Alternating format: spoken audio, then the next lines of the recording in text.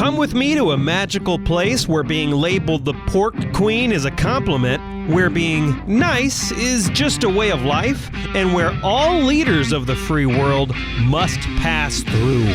Welcome to Iowa. Whether you're a current Iowan, an Iowa expat, or an Iowan at heart, this show is for you. This is the Iowa Podcast. Real Iowans, real talk, no drama. I'm Justin Brady, and joining me today is Mike Draper, the founder and owner, do we even call you CEO? Because, you know, that's what the kids on LinkedIn do these days, of Raygun. Mike, thanks for coming on the show. Yes, thank you. I am technically the only officer, so I would be the CEO if we had a board, but I'm the OO. It's me and myself. You'd also be the CEO if you were a single-person consultant company making under $10,000 or something like, you know. That's CEO. People, you can call me whatever you want. Some people are like, how do you describe Raygun? I was like, well, it's a lot of things. And they're like, is it a t-shirt shop? I'm like, yeah, pretty much. Let's just call it a t-shirt shop. Yeah, I mean, it's okay. So this is a good place to start because that's what everybody kind of knows you for. That's the bread and butter. That's how you got started. But what else is it? You have like other stuff too. Yeah, if you know, Raygun has been called the greatest store in the universe by Raygun, which is a real honor. It's it's printed 21 feet high on a building, so you know it's true. It's true, yeah.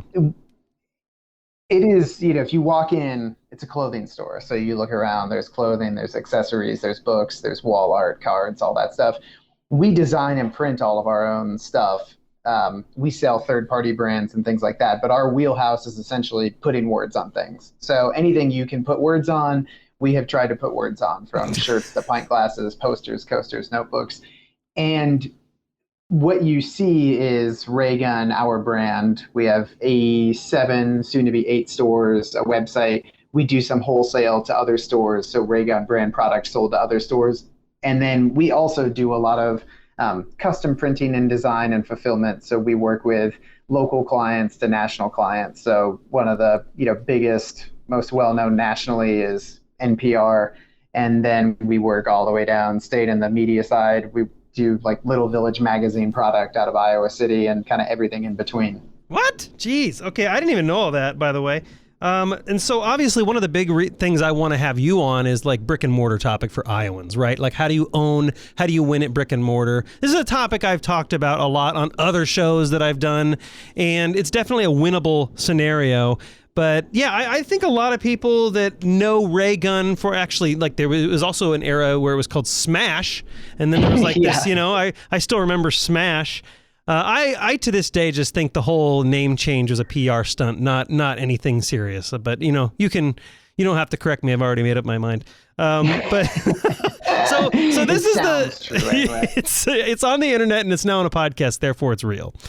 So this is, we're obviously going to talk about brick and mortar, how Iowans going to win. But why, originally when you guys started out, you were doing t-shirts. And I think any bank, any entrepreneur, any like startup advisor or hustle bro would have said, dude, t-shirts, like you can get a t-shirt everywhere. You can go to cafepress.com and print a t-shirt. You can put words on stuff.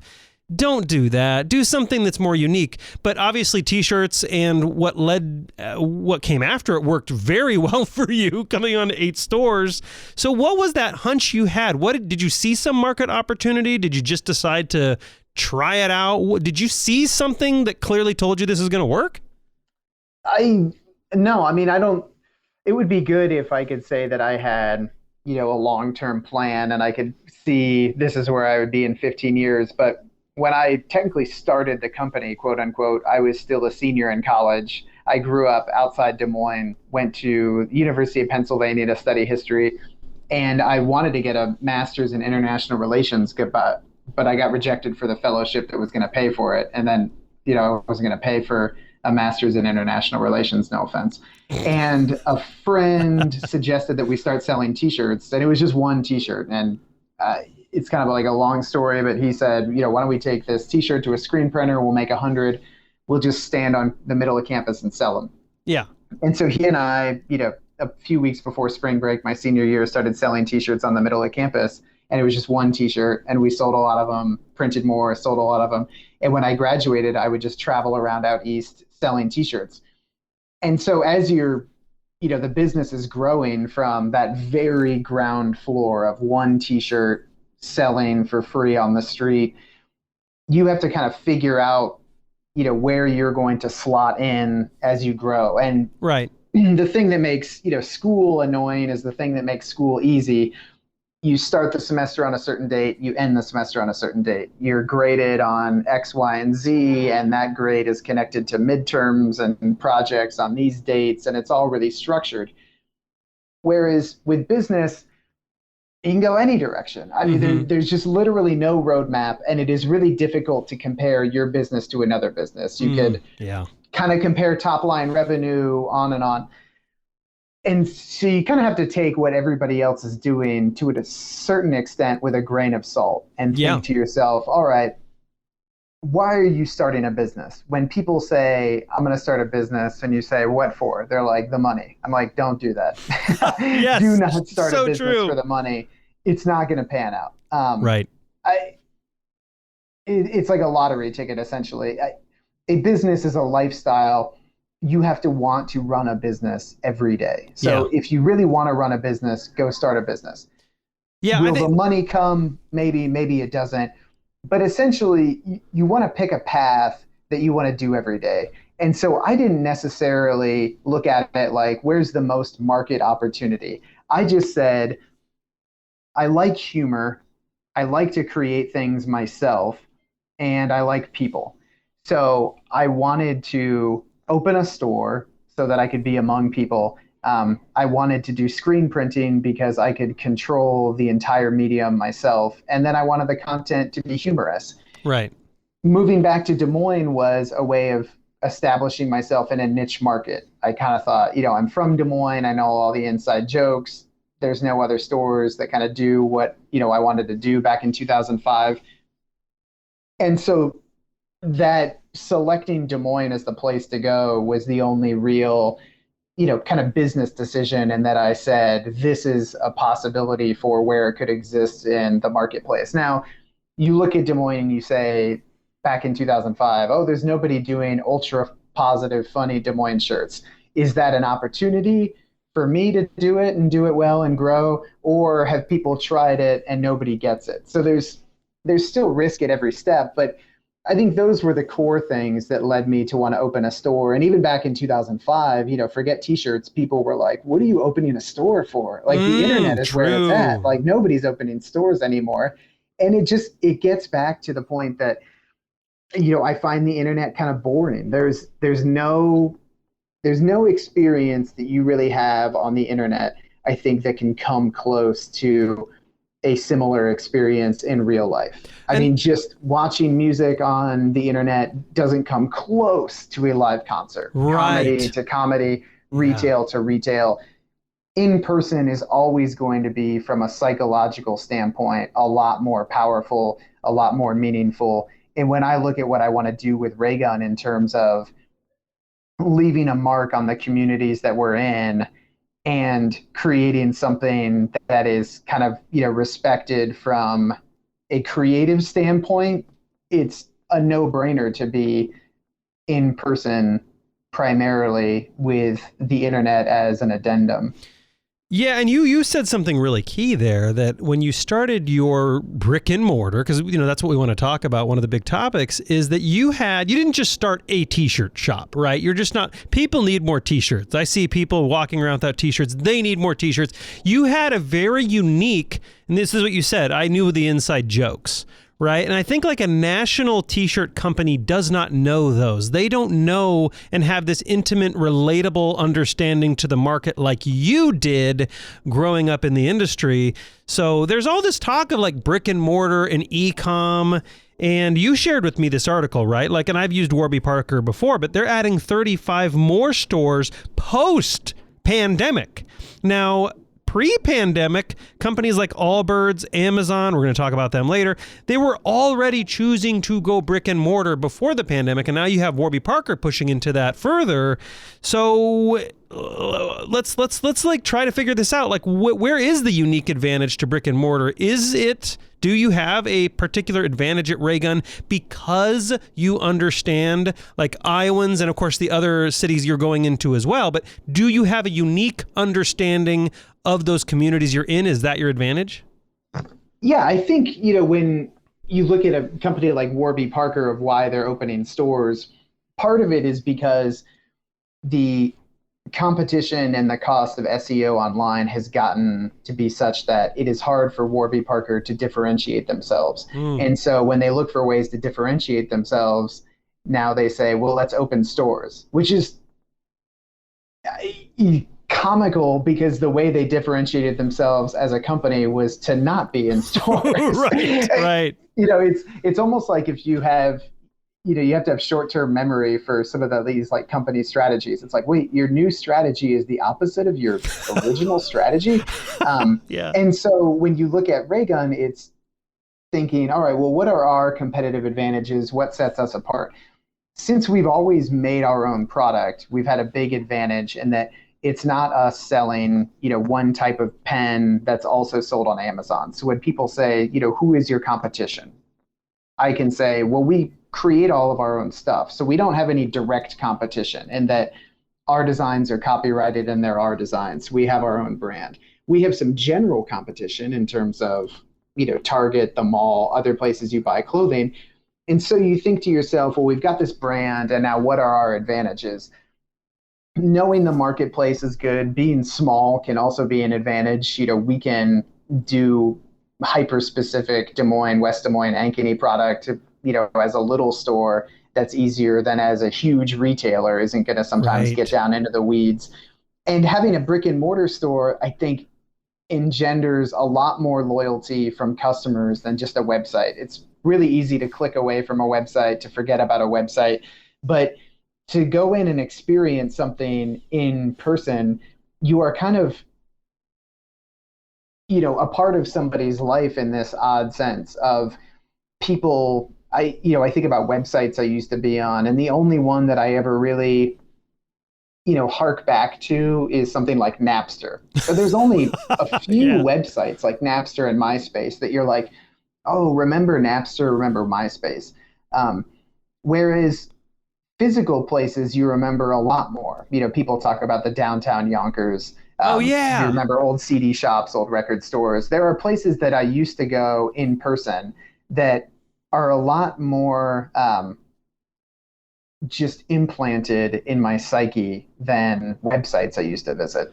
Right. And it's like, talking, because we were talking, it's interesting you say it, I don't really have competition, but you kind of do, but you don't, which that is actually quite a revealing comment, right? Like you have such a unique understanding of your local community. The big box, big online e-coms really can't replicate that easily. But it's like, obviously Amazon made stores. They did one at Jordan Creek, or at least tried to, and then they like pulled out of all those stores. But it's almost like they didn't learn their own lesson and what drives their own value, because I talked with some Business Horizons students, so it happens every year at Pella, and I asked them like, hey, if something better, they can ship it faster and get it to you cheaper, and it's a website, and they came along tomorrow, would you leave Amazon? And most of them are like, probably. Like there's zero loyalty to Amazon, right? It's just it's easy and it's cheap. And Amazon kind of thought, oh, it's because we have products that people like. And so they just took those 4-star products, a 4 and 5-star, made a store, and it didn't work. And it's not that. It's not the fact that you have products. So you see like all these local retailers that are trying to out Amazon by just carrying as many product as possible. And of course it doesn't work. They can't make money because people can still get it faster and cheaper, or at least easier on Amazon. What they don't understand is that they have a unique advantage for being in the community. Do you guys have a strategy for putting words on things, or is it just kind of like who has a good idea today? Yeah, we show up every morning and I'm just kind of like, what are we going to do? No, we have a strategy for putting Actually, words kind on of thought that was things. serious, but yeah. We have usually our year kind of mapped out, but at the same time, you think to yourself, well, we control our own production. So one of our advantages is being able to create product fast and distribute it ourselves. So we may as Right. well use that to our advantage. So it's, makes sense to schedule some products. Obviously football season is coming up, so you'll work ahead of time to secure, NIL deals, licensing, distribution, all that stuff. Sure. And so there is some cyclical things to the company, but at the same time, our advantage is, timeliness, responsiveness. So if something happens, we take this machine that we have for cranking out product and point it to that thing that has happened to create product as fast as possible. One, quick example of that is around the time of the, last Iowa caucuses. There's a lot of attention in Iowa. We made a lot of caucus related product, and the Democratic caucus results weren't released that night. They weren't even released like the next morning. It was like a little bit of a train wreck. On the one hand, you feel for them for any number of reasons. I don't want to get into the details. Yeah. But anyway, it was released later, and everyone is just, where are the results? Where are the results? And so we printed a T-shirt, and it said this T-shirt was designed, printed, and put on sale in our store before the Iowa caucus results were released. And we took a photo of it in the store to show people, here's a real product. And that, I think, is kind of quintessential us at our best, in that shirt wasn't necessarily going to sell a lot. Who knows? It's so wordy. It is so specific. But in the moment, you kind of have everybody's attention. Everyone's waiting for the results. People are like making jokes about how long it's taking. And here's this store that releases a physical product emphasizing how much time has elapsed while we've been waiting for the Iowa caucuses. And you cannot do that with a web-only store, because so much of the web is it's digital. It doesn't really exist, and everybody kind of knows that. So the store gave us this authenticity to be able to create a product and emphasize, and it meant so much more to people than it would if we were web only. Yeah, no, absolutely. You mentioned something earlier. Again, you said it's easy to forget about a website, right? It would be easy. We actually do forget about websites all the time. We forget about like MySpace and, like you said earlier, Napster, and how we used to use those all the time, and they just got so quickly replaced. But like those, at least the things in my neighborhood, Raygun, right? But even like Noah's, like everyone knows where Noah's is, or Latin King that was more recently in the news for something not so great. I think there was a little dirty. But like, people don't easily forget about that kind of stuff. And not to mention it's like in your physical route and you want to go there. But I think the big thing Iowans want to know is do you see a strong future in brick and mortar? And, obviously, what is there a roadmap? Are there things people need to do to be more successful with an actual physical location? Because I think everyone thinks even I'll go back a little bit. When I was speaking to Governor Hickenlooper when he was running for president years ago on another station, on an actual station, I was at iHeart for a while. He was like, well, Amazon's just going to rule commerce and there's nothing you can do about it. And of course I gave the Allbirds example, Warby Parker, and said, I don't agree with you. But what is that roadmap? Because everyone thinks that the Amazons, the big boxes are going to eat their lunch. It's obviously not true. You've proven that. So what is that roadmap that other Iowa businesses should be following to make sure to carve out their own niche? You want to kind of go for wherever your advantages are, but you also want to temper your expectations. And that when I was in high school, I wrote for City View when it was an alt weekly in Des Moines. And a lot of people talk about, journalism now is so difficult and there's no money in journalism. And it's because of the internet, and the internet's destroyed journalism. And then I think back to writing for this alt weekly, and it was like the heyday of print journalism. City View would come out on Tuesday and everybody was reading it. It was just like my, social stock skyrocketed when I got this job as just, an intern at City View. Yeah. And even then, there was not a lot of money if you were a writer at City View. Right. It wasn't, nobody's making like $100K.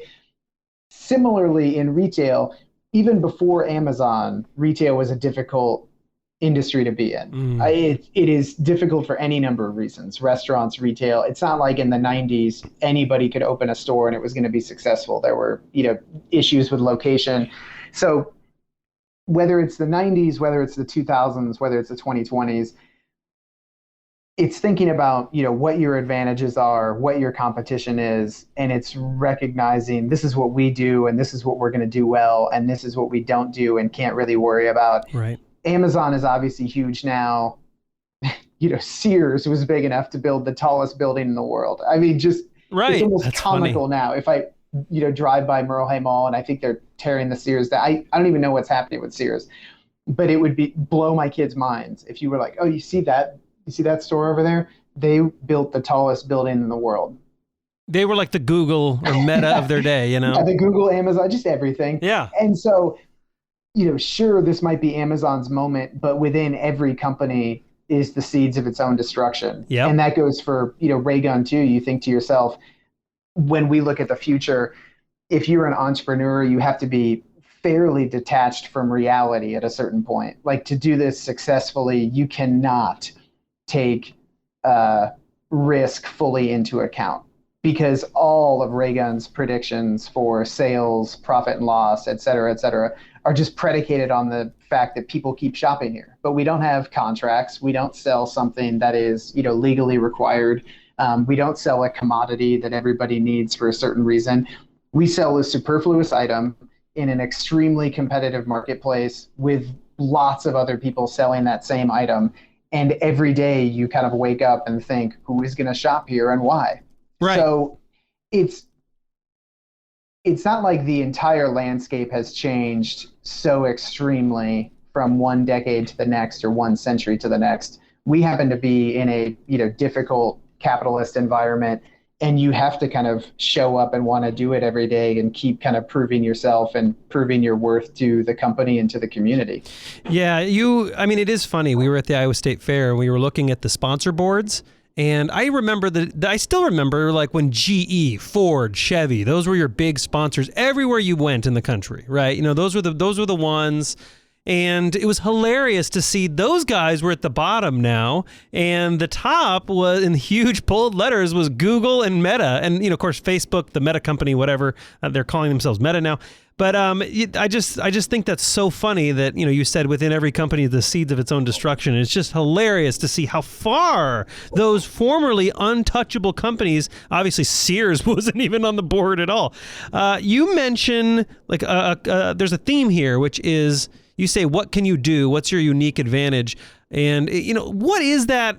It seems like the advice for local Iowa-focused retailers is quite simple, right? In theory, which is, can you create an experience that cannot be replicated by an e-com? Yeah. And the handy thing is with a brick-and-mortar store, you've already got an advantage in that an in-person experience is going to be better than an online experience. It's just going to be more memorable across the board. And so it's recognizing that every person that comes in, it's kind of handy because being in a store can be a lonely time. When I first started the company, I was the only employee for 2 years. So you ring up every sale, open the store, close the store. I'm there 6-7 days a week. And it can be kind of depressing if there's 2, 3, 4 people that come in over the entire day. But you start thinking about, points of connection between individuals. And you would say to yourself, all right, well, everybody I meet, I'm essentially talking to them and 7 of their friends. So you're kind of on as a performer, and you need to say, all right, I need to make this experience good enough that they are going to mention it to other people, and then those people come in. So every person that comes in is kind of an audition, and it's a way of, putting on your best, your store's best, and really just starting at that micro level to be like, every person that walks in, that's your performance. Wow. And that's how you have to sell it. And little by little, it should grow.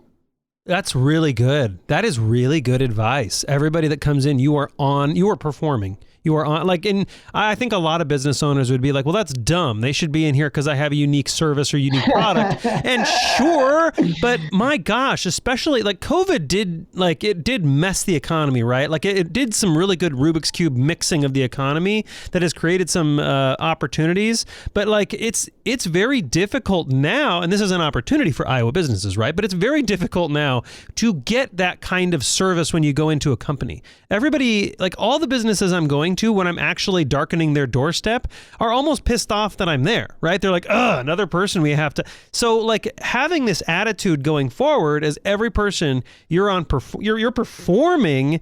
Ooh, I mean, if you take that attitude, you're going to do quite well, provided, it's a product people want, right?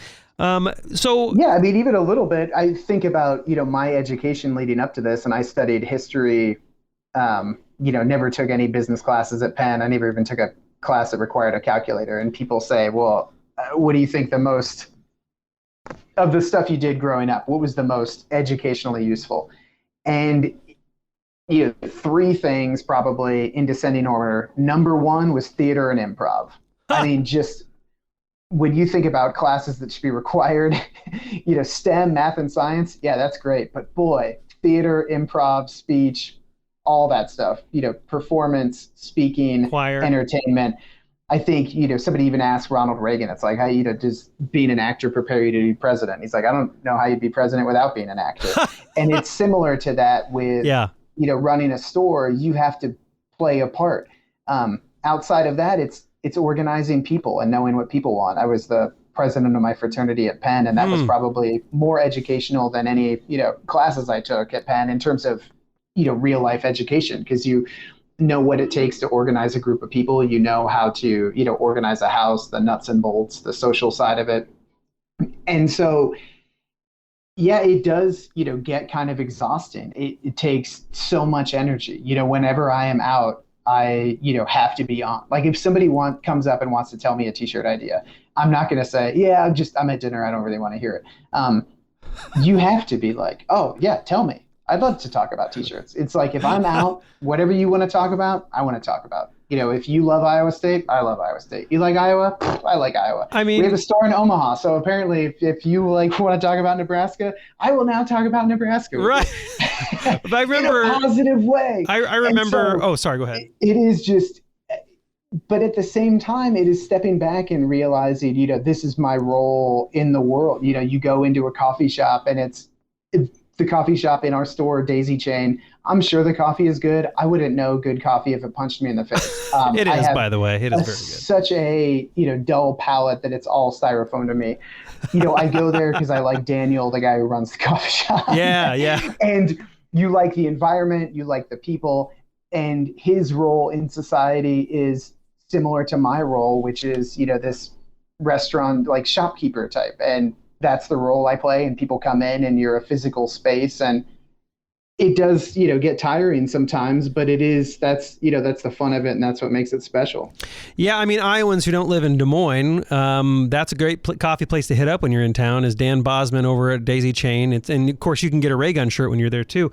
I love his coffee. He, because I do like coffee a lot, and it is very good. So, okay. So post COVID, like, I think a lot of retailers should take note that, I mean, you're expanding, Warby Parker, if you're looking for like a national big company that's expanding, people are expanding into brick and mortar, like because of that experiential, it's a very real experience, right? We just went through years, like 2 years almost, of virtual, fake, and metaverse stuff, and no slam against the metaverse, right? I think maybe there is going to be some use for that, but people like tech people are probably laughing when I say that. That's a whole new topic. But is this like this fake apps, FaceTime, emojis, what do you call avatars? Is all this fake stuff, all this virtual stuff? We tried it for 2 years. Maybe we hated it, and now we're going to go back out in the world and try real stuff. Is this a brick and mortar advantage